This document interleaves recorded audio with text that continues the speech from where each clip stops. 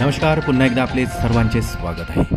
8व्या वेतन आयोगानंतर किती पेन्शन वाढू शकते यावर एक महत्त्वाची अपडेट. नवीन वेतन आयोग लागू झाल्यानंतर पेन्शन किती वाढेल याबाबत अजून अंतिम निर्णय झालेला नाही, तर तज्ज्ञांच्या अंदाजानुसार काही संभाव्य आकडे सांगितले जात आहे. चला पाहूया याविषयी सविस्तर अपडेट. त्यापूर्वी आपणास विनंती आहे, चॅनलला जर नवीन असाल तर सबस्क्राईब करायला विसरू नका. नवनवीन अपडेट मिळविण्यासाठी बेल आयकॉनला प्रेस करायलाही विसरू नका. अत्यंत कामाची बातमी शेअर करायलाही विसरू नका. सरासरी पेन्शन किती वाढणार चला तर पाहूया.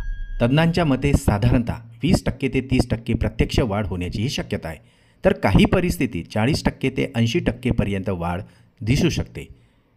किमान पेन्शनचा अंदाज काय चला पाहूया. सध्याची किमान पेन्शन जर 9,000 असेल तर 8व्या वेतन आयोगानंतर ती पेन्शन 18,000 ते 25,000 पर्यंत जाऊ शकते असा एक अंदाज वर्तविला जात आहे. उदाहरण स्वरूपात जर पाहिले तर सध्याची पेन्शन ही 20,000 असेल तर 8व्या वेतन आयोगामध्ये अंदाजे 26,000 ते 40,000 पर्यंत वाढ दिसून येणार आहे. सध्याची पेन्शन जर 30,000 असेल तर 39 ते 60,000 आणि 40,000 जर असेल तर 52,000 ते 80,000 पर्यंत वाढ होऊ शकते. मात्र हे सर्व वाढ फिटमेंट फॅक्टरच्या अंदाजावर आधारित आहे.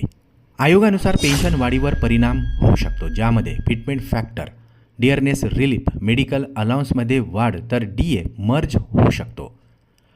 अंमलबजावणी कधी होणार चला पाहूया. अपेक्षित तारीख 1 जानेवारी 2026 पासून, पण प्रत्यक्ष वाढ व एरियर ही 2026 ते 27मध्येही मिळण्याची शक्यता आहे.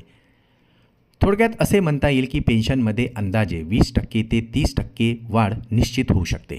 काही प्रकरणात दुप्पट किंवा त्याहून जास्तही होऊ शकते. मात्र ही सर्व वाढ फिटमेंट फॅक्टरवर अवलंबून असणार आहे.